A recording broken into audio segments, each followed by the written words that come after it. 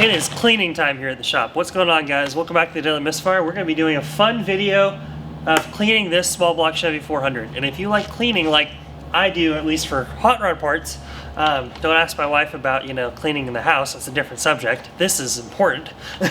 We're going to be cleaning this guy in a way I've never personally cleaned anything because I've never wanted something to be this clean and to be this prepared for paint.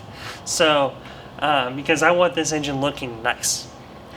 So to do that, what we're going to be using is my pressure washer. We're going to take it outside, we're going to pressure wash the short block. And I know water and engines inside, water inside engines is not a good combination. However, if you do it correctly, it'll all be totally fine, and I don't see why it won't be fine. Because my reasoning is hot tanks, they're made with water. Once an engine comes out of the hot tank, you spray it off with water, and then you get the soap and the degreaser and everything off, and then you blow the whole thing off with an air gun. That's pretty much the whole, situation of how to clean an engine the correct way at a machine shop. But if you don't want to spend the $100 to have your short block hot tanked or anything, I think this is a very, very easy way of doing it, and you can do that at your house even with a garden hose. I'm going to be using a pressure washer because it's easy. So to do that though, we're going to be using some Zepp heavy duty citrus degreaser and cleaner, which this is good for removes oil, grease, adhesives, kitchen soil, and all that stuff. This is for, kitchens and stuff like that, but this was like 20 bucks, less than 20 bucks at Home Depot, as well as the pink stuff. The Miracle Cleaning Paste. This is a recommendation from my wife and my mom who work at a sub shop. And it's literally pink stuff, and it's a paste that you rub on as like a rubbing compound. And I used it a little bit right here, and we're going to be using it here in a second. It works really well. So this is actually really good stuff, and I haven't used this combination of stuff before.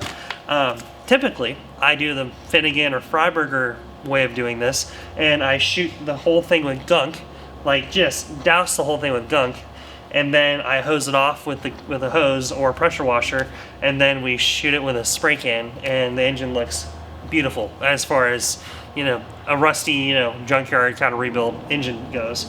But this one, the plan is I want to prime it, and I want to shoot it with real paint out of a gun, so that way it looks actually really nice and professional looking, which is kind of what I'm going for this engine.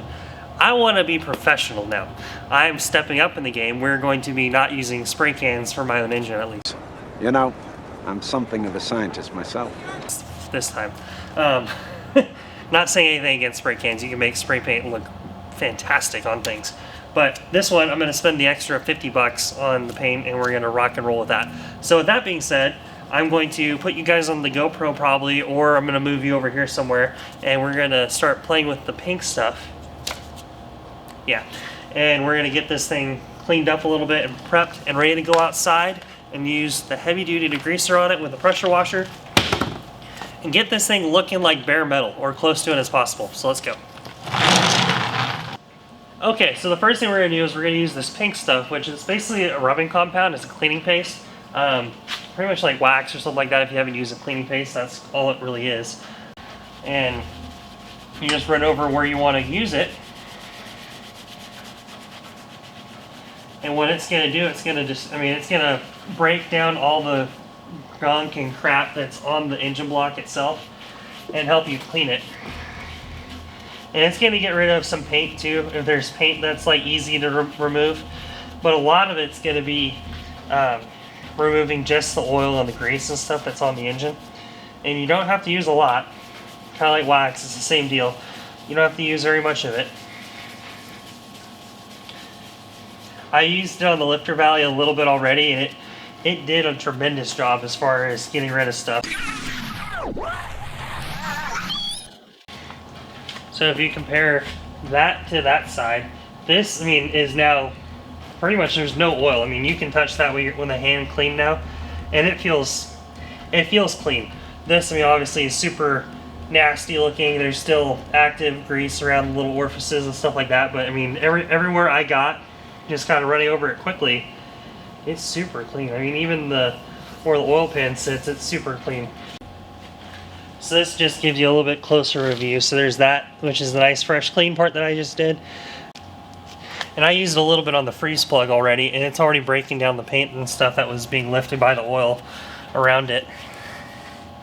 So, I mean, if you have something aluminum, you have something that's stainless or anything like that, I wouldn't be afraid to use this on it and try to clean up any grease or oil.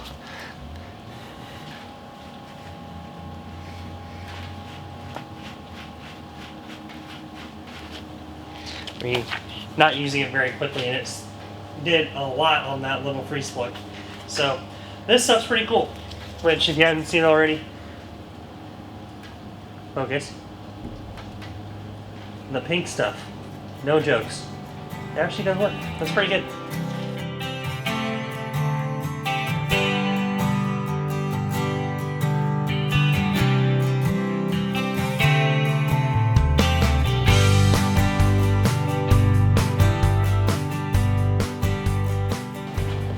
Alright, so the next thing I'm going to be doing is I'm going to use this guy, which is the battery dead, or I should replace battery. I replaced battery, cool. This guy, so this is, I think this is supposed to clean PVC pipe or some drainage pipes or something like that for blockages and things. You can make jokes, that's fine. You can comment them below if you have any 14-year-old humor. What I'm going to do is I'm going to cut the handle off of it because I don't need that.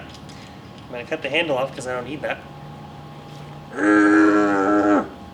One moment.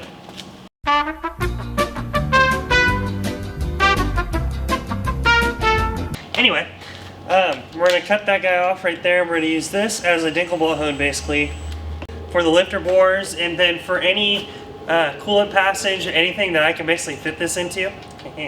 And we're going to use that to basically try to clean up as much as we can and try to get any surface as smooth as we possibly can make it. That way it's just a little bit better. So we'll just run it through like that. Alright, so all I'm doing is running up here and then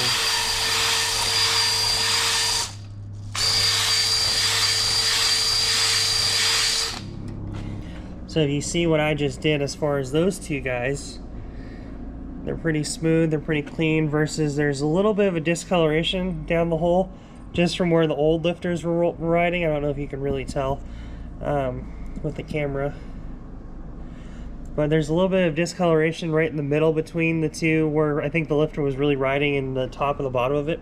So by me doing this, it pretty much gets rid of that discoloration completely in it. So it's just helping it, trying to break anything loose. If there's any kind of a rise, a lip or anything in there, this will help get rid of it a little bit.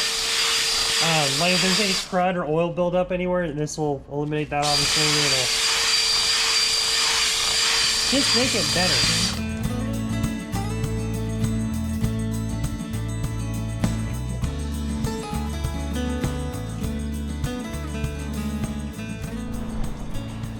Alright, so I got my Zep in one of the greatest spray bottle containers known to man. I wish I had more of it. Sweet Patina, if you're watching, call me. I will hook you guys up with video stuff. But anyway, we're going to soak this dude up as much as we possibly can. As far as anywhere we can get this crap into, we'll shoot it.